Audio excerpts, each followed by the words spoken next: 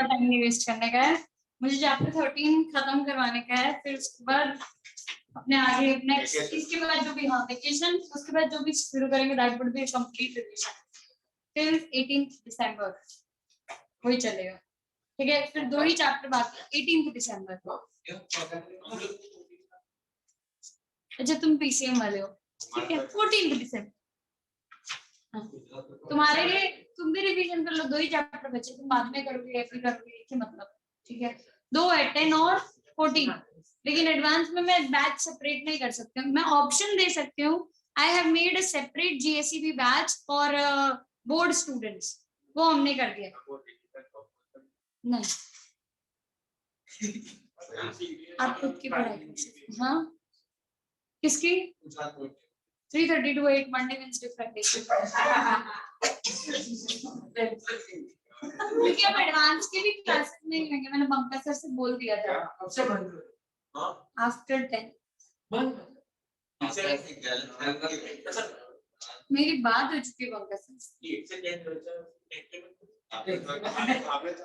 तो जीएससीबी वालों के लिए कोई और टाइमिंग्स और रख लेंगे सर, या I don't know what he is going to do. CBSE GSCB और आईएससी महान इंसानों के लिए। सो सीबीएसई के लिए गुड बी रिवीजन होगी, सर ने मेरे को बोला है कि भाई बोर्ड में पास करो तो ही जी का फायदा होगा। हाँ हाँ हाँ सही। एमसीक्यू में हाँ 35 में से कितना 33% कर लो, मैथ्स के स्टूडेंट्स हो, बंका सर के स्टूडेंट्स हो।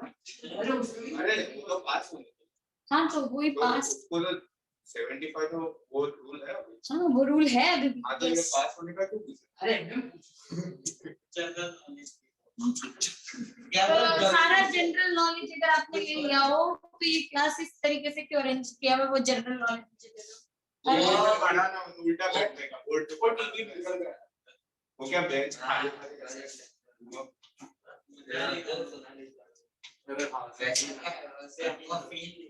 अच्छा अच्छा अच्छा, वो प्रैक्टिस चला था बीच में, अब उसकी वजह से गॉट इट, मुझे समझ आ गया क्यों ऐसे किया। नहीं पता ये चीटिंग क्या हमने बताया, आपको पता चला। अच्छा ऐसा बोलो ना, फोटो पढ़ो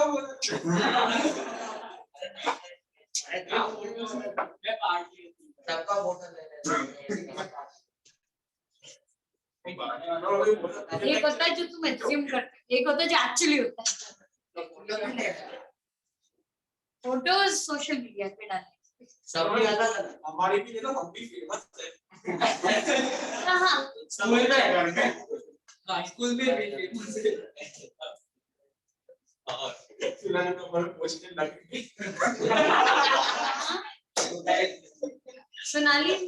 सोनाली सर की स्टूडेंट एक ही बात है।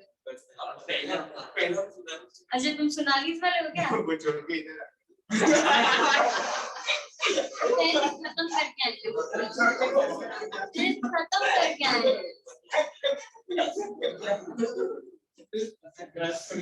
क्या खत्म कर दिया था हमने लास्ट क्लास में, कहाँ था पूरा? अच्छा नहीं, वो एक बाइंडिंग एनर्जी का विचित्र ग्राफ पेंटिंग है तो वो ग्राफ करते हैं और उसके बाद न्यूक्लियर फ्यूजन भी साथ में किया है, तो जल्दी वो ग्राफ में मैंने आपको बताया था कि बाइंडिंग एनर्जी तो बोलते किसको है कि delta am into C square अपने जब करते हैं तो उससे अपने को मिल जाता है binding energy, delta m is the mass defect. ये मास डिफेक्ट बाइंडिंग एनर्जी के लिए कहां से 13.1 बेटा, ये 12th चैप्टर है। 13th चैप्टर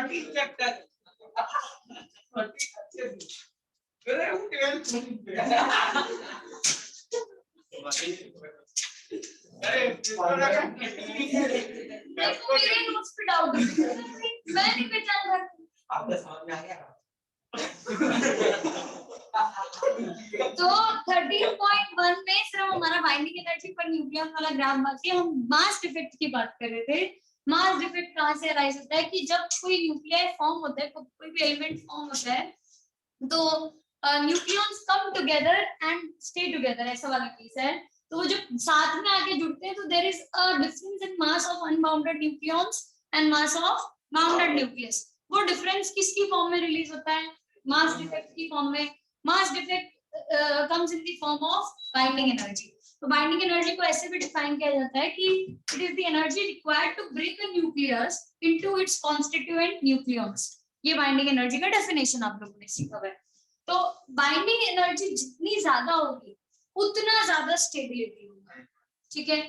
अब इसमें भी एक और फैक्टर आता है कि बाइंडिंग एनर्जी ज्यादा सिग्निफिकेंट है कि बाइंडिंग एनर्जी पर न्यूक्लियन ज्यादा सिग्निफिकेंट है पर। तो अपने instead of saying binding energy greater the binding energy greater is the stability, वो गलत हो जाएगा जो मैंने अभी पहला स्टेटमेंट बोला।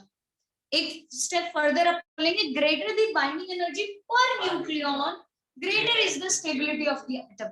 तो इसीलिए वो ग्राफ में आपको ऐसा ड्रॉ करके दे रखा होगा जिगजैग शेप में कि यहाँ पे बाइंडिंग एनर्जी पर न्यूक्लियन, यहाँ पे मास नंबर दे रखा है। मैं एग्जैक्ट ग्राफ का शेप नहीं ड्रॉ कर रही हूँ, लेकिन यहाँ से कुछ ऐसा ऐसा ऐसा ऐसा चल रहा होगा, फिर एकदम से ऐसा चलने लग जाएगा ग्राफ, ठीक है। ये जो पार्ट रहेगा जहां से ऑलमोस्ट स्टेबिलिटी आना शुरू हो रही है, जहां से बाइंडिंग एनर्जी पर न्यूक्लियन बढ़ रहा है, वो है मास नंबर 30 से लेकर मास नंबर 170। मास नंबर 30 से लेकर मास नंबर 170। ये A<30 वाले लोग स्टेबल नहीं है, ये ग्रेटर देन 170 वाले लोग भी स्टेबल नहीं है। ये क्यों स्टेबल नहीं है? क्योंकि इनके पास इनफ नंबर ऑफ न्यूक्लियॉन्स ही नहीं है।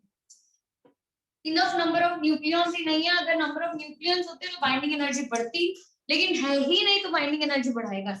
तो इनका मास डिफेक्ट कम है, मास डिफेक्ट कम है, इसलिए बाइंडिंग एनर्जी पर न्यूक्लियॉन कम है। तो they are less stable. That is why these kind of nuclei, these kind of elements undergo nuclear fusion to have a greater binding energy for nuclear. ये nuclear fusion करते हैं। Nuclear fusion का मतलब होता है दो लाइटर न्यूक्लियाई जुड़ के कंबाइन होके एक हेवियर न्यूक्लियाई बनाते हैं, releasing a huge amount of energy. As such a process is known as nuclear fusion. ये अपने को सेकंड सेशन में पॉइंट 11, 12, 13, 14 में भी न्यूक्लियर फ्यूजन और फिजन का कंटिन्यूएशन दिखता है, ठीक है। नेक्स्ट, अब 30 से 170 वाले लोग जो लोग हैं, इनकी बाइंडिंग एनर्जी जो है काफी अच्छी खासी, it is greater than 8 mega electron volt.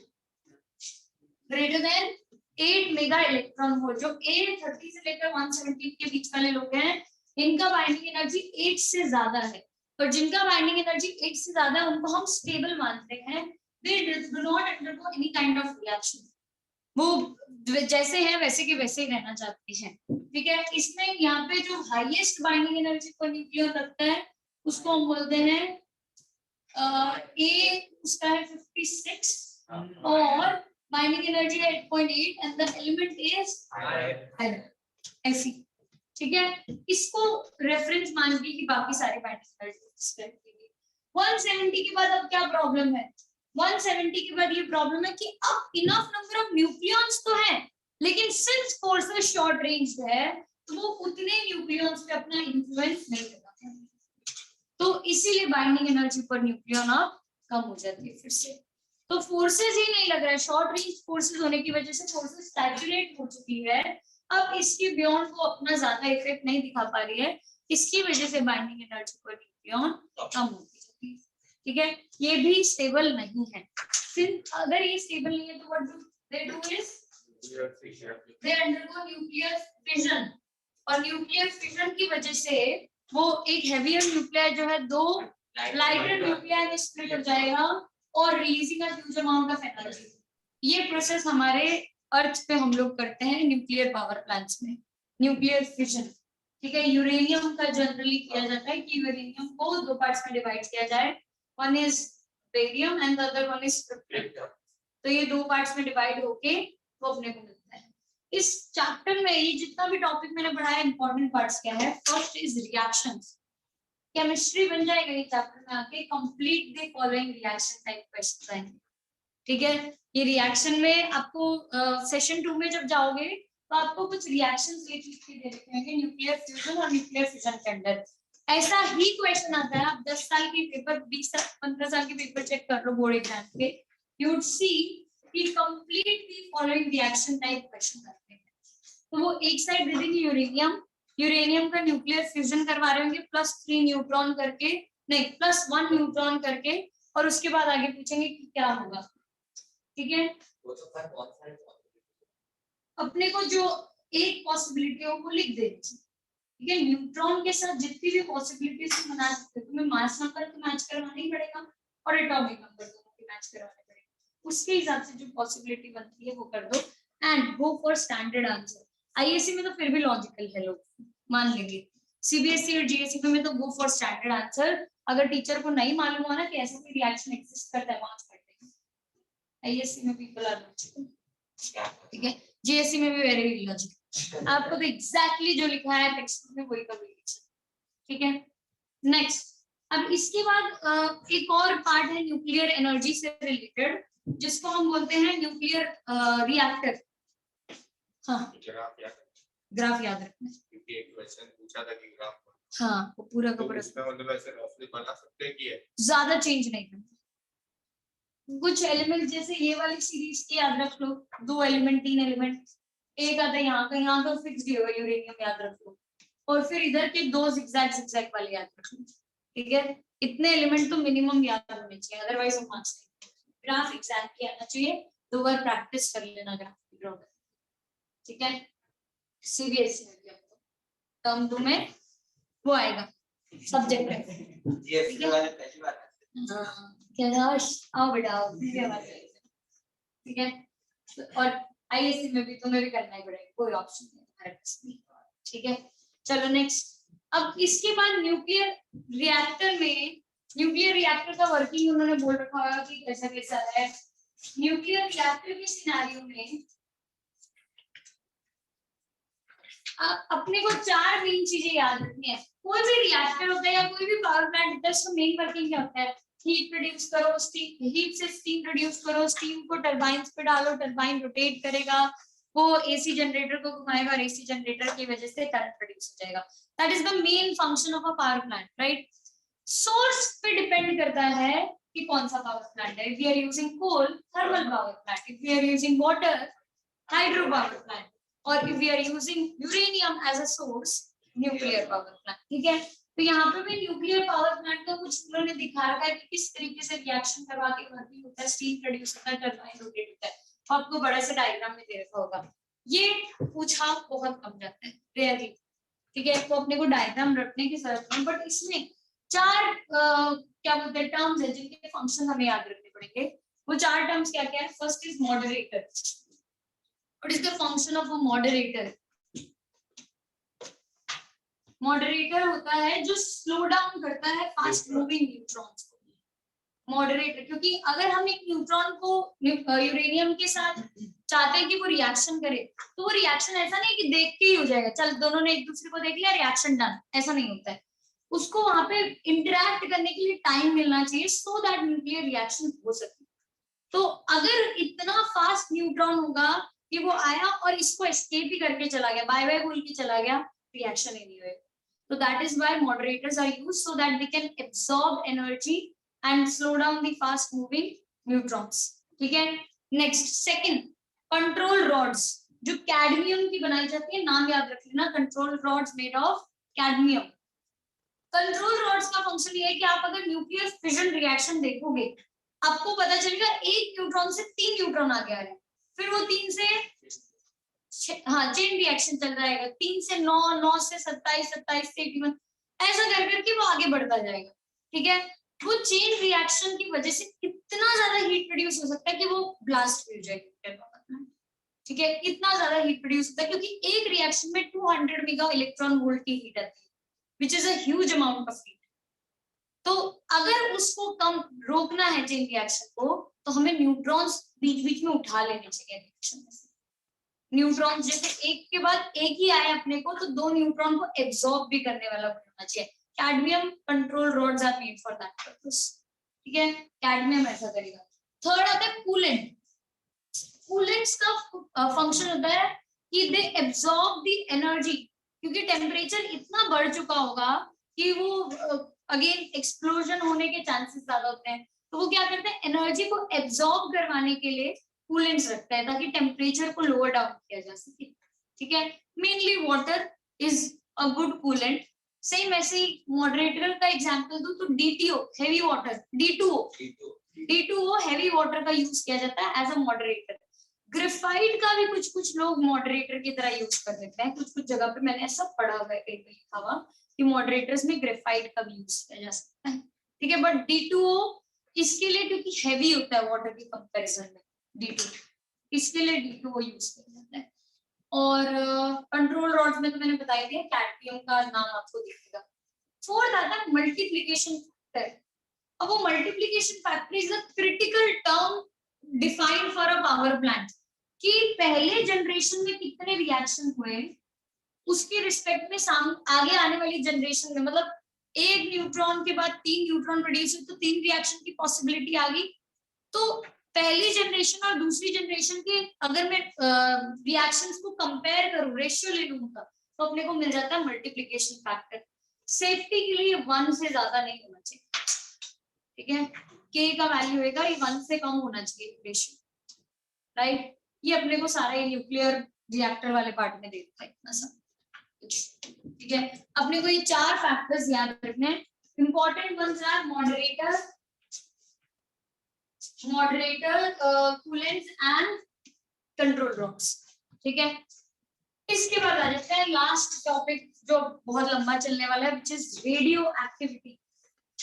Radio activity का वैसे तो आप बहुत डिटेल में जाके पढ़ चुके होंगे कि क्या क्या आता है मेनली रेडियो एक्टिविटी में, फिर भी अगर मैं केमिस्ट्री के कॉन्टेक्स्ट में बात करूं, आपका केमिकल काइनेटिक्स हो चुका है क्या?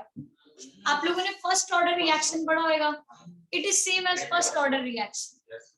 Radio activity is like first order reaction of chemical kinetics. Radioactivity हम किसको बोलते हैं कि जहां पे एकदम कोई भी रेडियो एक्टिव न्यूक्लियर अपना डीके करना शुरू कर दे। डीके में वो क्या क्या कर सकता है? अल्फा पार्टिकल्स एमिट करना शुरू कर दे, बीटा पार्टिकल्स एमिट करना शुरू कर दे, या gamma particles, gamma rays emit करना शुरू कर दे। अगर ऐसा डीके होता रहा, इसको हम, इस फिनोमिनन को हम बोलते हैं रेडियो एक्टिविटी होना। और सारे नहीं करते हैं ऐसे, ये यूरेनियम के बाद वाले लोग जो है वो ये प्रॉपर्टी शो करते हैं।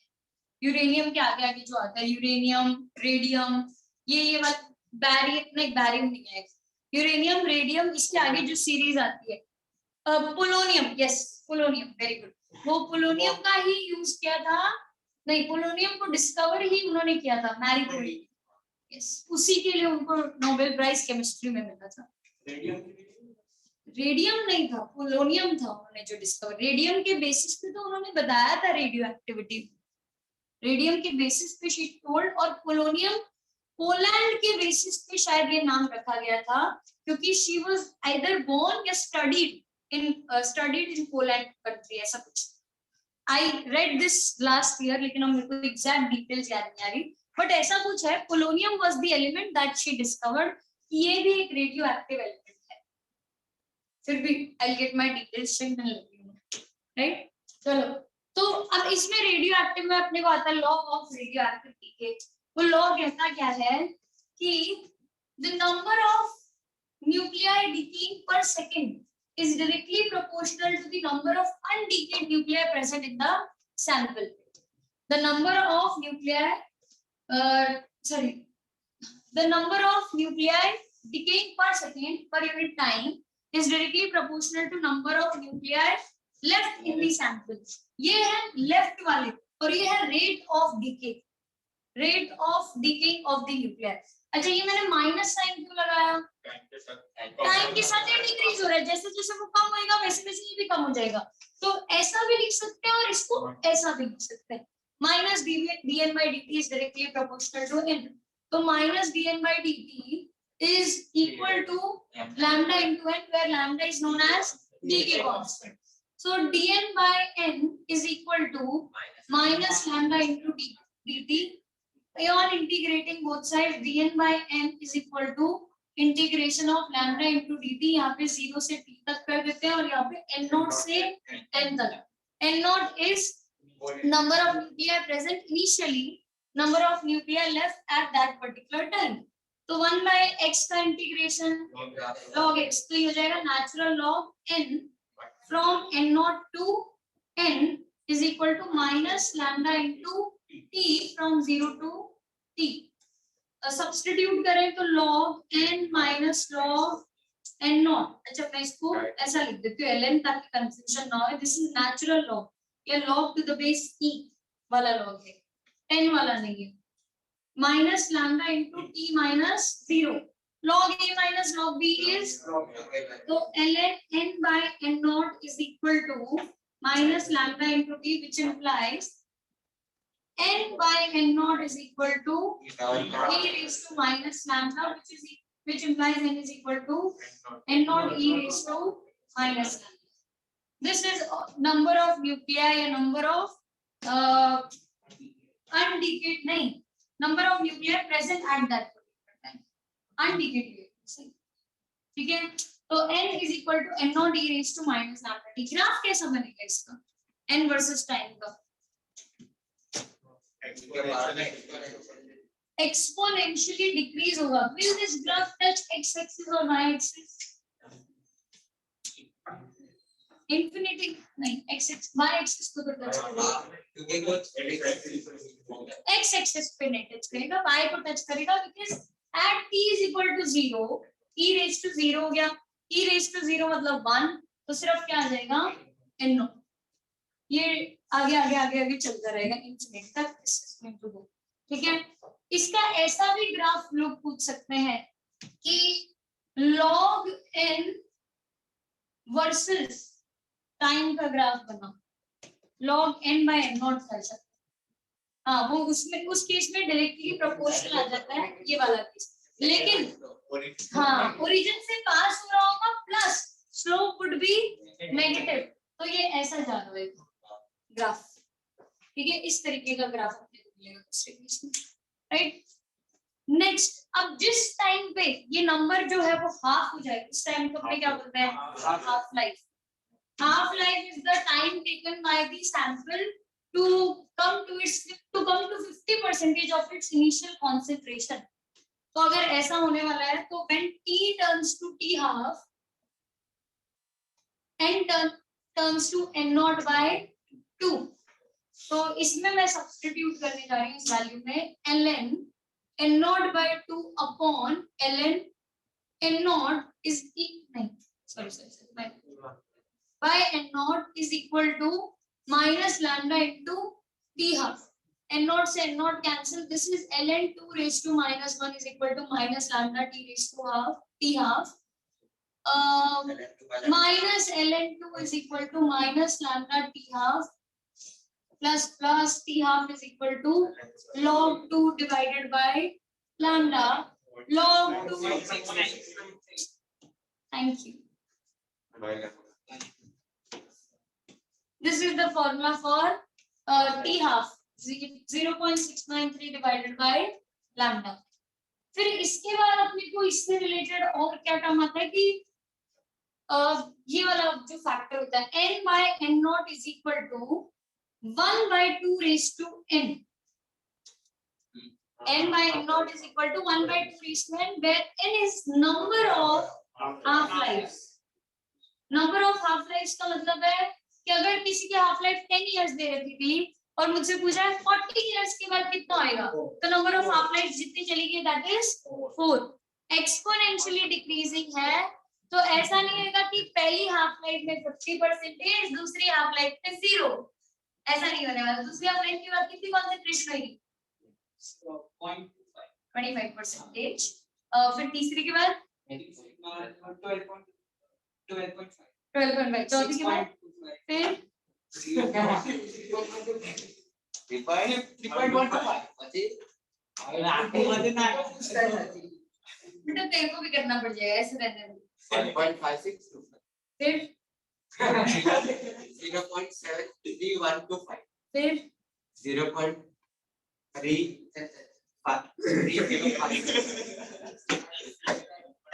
So this is given time upon t half. This is going to go, इसलिए मैं बोलूँ मजा नहीं है, वो तो पेन चला रहा था इसकी वजह से. तो तू भी क्यों कर रहा है ऐसे? तेरे तो कंटिन्यूअसली चलता रहेगा. डिवाइड बाय 2 कब तक करेगा? Number of half life is equal to given time upon T half, तो उससे अपने को नंबर मिल जाएगा, ठीक है। अब इसके अलावा लास्ट टर्म जो रेडियो एक्टिविटी से रिलेटेड है वो है एक्टिविटी, सिंपली एक्टिविटी। किसको बोलते हैं एक्टिविटी? dn by dt, जो हमारा हमने लिखा था ना कि इससे पहले law of radioactive decay में minus dn by dt, instead of taking minus sign, dn by dt is activity, that is the rate of number of nuclei decaying per unit time is activity। तो r अगर dn by dt है, r is activity, if r is dn by dt, that means r is also equal to lambda n, या इसको मैं minus dn by dt ले लूं तो r is equal to lambda n हो जाएगा। अच्छा, n की जगह मैं ऐसा लिख सकते हैं n not e raised to minus lambda t, है ना। तो लैम्डा n नॉट को बोलने लग जाएंगे इनिशियल एक्टिविटी, तो ये ताकि नंबर ऑफ न्यूक्लियाई के जैसा दिखने लग जाए, तो n के फॉर्मूला के जैसा, r is equal to r not e raised to minus lambda t। तो ये जो फॉर्मूला है यहाँ पे ऐसा भी लिख सकती हूँ, r by r not is equal to 1 by 2 raised to n, r by r not, n by n not is equal to 1 by 2 raised to n। ये सारे इस तरीके से भी लिखे जा सकते हैं। सेम अगर एक टी हाफ में नंबर ऑफ न्यूक्लियर हाफ हो रहे हैं, तो एक टी हाफ के बाद एक्टिविटी भी हाफ हो जाएगी, ठीक है। एक्टिविटी का SI unit is becquerel, and CGS unit is cubic। SI unit becquerel, CGS unit is cubic, याद रखना, ठीक है। Next comes alpha decay, beta decay and gamma decay, ठीक है। अल्फा डीके किसको बोलते हो? हीलियम न्यूक्लियस अल्फा पार्टिकल अगर निकल जाए तो that is alpha decay. Beta DK किसको बोलते हो? Beta particle. What is a beta particle? कौन सा वाला? माइनस। बीटा माइनस इलेक्ट्रॉन का निकलना और बीटा प्लस पॉजिट्रॉन का निकलना। तो अगर अपने को इनका जनरल इक्वेशन लिखना हो तो अल्फा डीके का जनरल इक्वेशन है कि x टर्न्स टू, अगर अल्फा डीके के बाद y प्लस He24 प्लस कुछ एनर्जी, मैं जिसको Q से डिनोट कर रही हूँ। अगर x का मास नंबर a है, एटॉमिक नंबर z है, तो y का मास नंबर हो जाएगा a minus and atomic number हो जाएगा। इस तरीके का रिएक्शन अपने को हर बार अल्फा डीके में देखने के लिए मिलेगा। बीटा डीके में दो कैटेगरीज है, बीटा प्लस एंड बीटा। तो अपने बीटा प्लस से स्टार्ट करते हैं। बीटा प्लस डीके में, एक सेकंड, बीटा प्लस डीके में पॉजिट्रॉन आना चाहिए। तो पॉजिट्रॉन अगर आना चाहिए तो उसके साथ साथ क्या रिलीज होना चाहिए? न्यूट्रॉन, क्योंकि इस केस में प्रोटॉन कन्वर्ट्स टू न्यूट्रॉन, ऐसा सिनेरियो होता है। पॉजिट्रॉन रिलीज ही इसके लिए होता है क्योंकि एक चार्ज अगर कम हो रहा है तो उसको बैलेंस करने के लिए चार्ज तो होना चाहिए सामने। तो प्रोटॉन कन्वर्ट्स टू न्यूट्रॉन, लेकिन बैलेंस करने के लिए पॉजिट्रॉन आ जाता है, जिसका चार्ज जो है वो प्रोटॉन के जैसा होता है। Mass is same as electron, charge proton के जैसा है, mass is same as electron. इसके साथ साथ रिलीज हो जाता है antineutrino and neutrino. What are antineutrino and neutrinos? क्या होते हैं? कुछ पार्टिकल्स हैं जिनके पास सिर्फ एनर्जी होती है ज्यादा, majorly massless, negligible mass and no charge, सिर्फ रेडिएशन की फॉर्म में दिखते रहते हैं। इसके लिए इनको डिटेक्ट करना एक न्यूक्लियर रिएक्शन में is very difficult. Neutrinos and antineutrinos cannot be detected in a nuclear reaction by because they are chargeless, massless, having huge amount of energy। तो कहाँ है पता नहीं चल सकता है, क्योंकि सिर्फ इनकी एनर्जी ज्यादा होती है।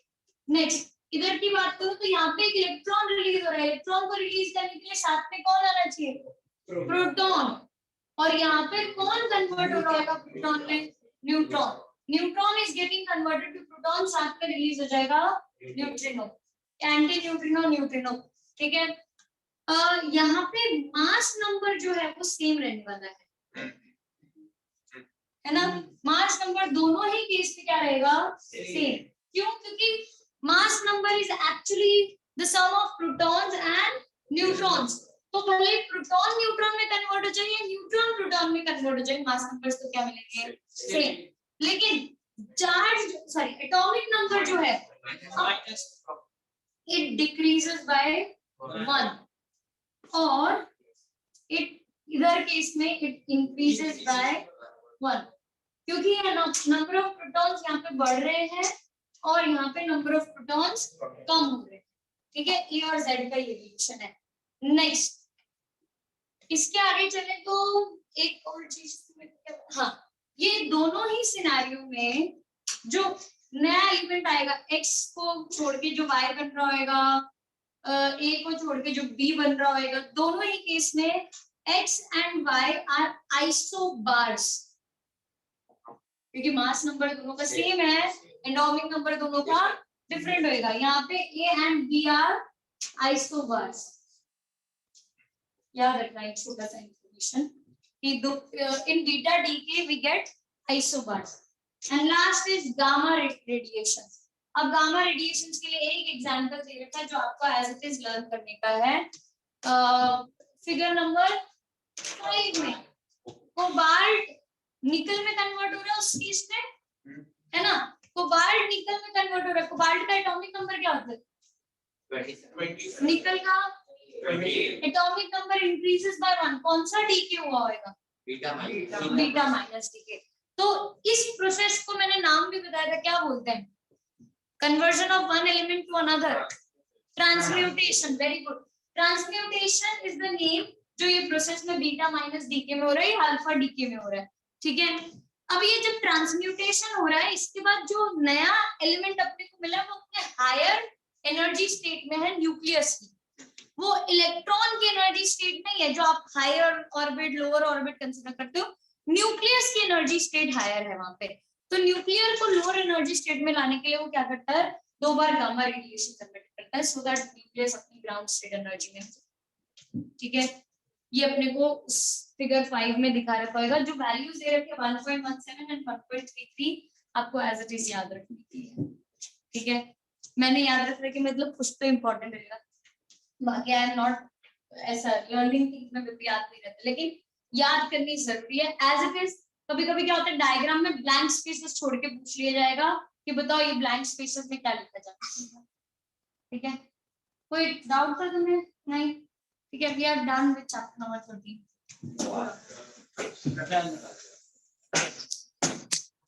अटेंडेंस ले लो.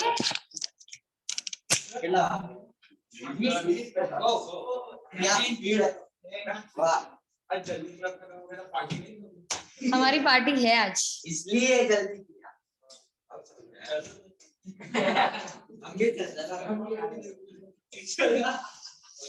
कौन सी क्लास में तुम, 11th में होगी 12th में?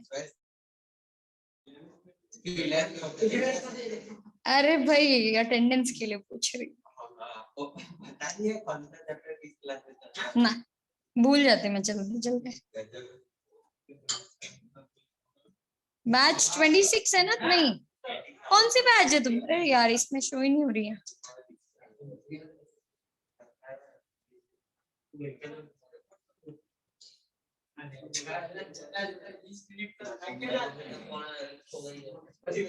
Aryan Shah, Aastha Patel, yes ma'am. Aditya Komal, Amartya. Yes ma'am. ये किसने, आदित्य ने बोला कि अमर्त्या ने बोला? आदित्य ने. Okay, Amartya. Aniket, present ma'am. Anushka, Arpan, Avish, Yes, ma'am. Devansh, Dhaval, ma'am Dhaval present. Dhvanit absent, Drishti, Hari, Present, ma'am. हर्ष शाह, हृदय जोशी, हृदय समदानी, जैनम, जैनिल, Present, ma'am. कविश, काव्य, केविन, कुशल, कुशल, Yes, ma'am. मानित, मानव, Present, ma'am. नील, Present, ma'am. निशित, प्रांशु, Present, ma'am. प्रथम, प्रथम सरैया, प्रीना, प्रिशा, Present, ma'am. राहुल, सम्यक, संतृप्त, शिखर, Taksha, Tanay, Present, ma'am. Tushar, Varun, Viraj, Yamuna. Bye bye.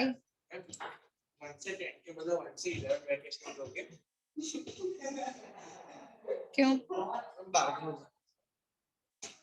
इसमें क्या केवीपीवाई है ना, वो बीच में है दिवाली के बाद एग्जैक्ट 7 को ही खत्म हो रही है। तुषार आया था कि एब्सेंट था? एब्सेंट हो गए।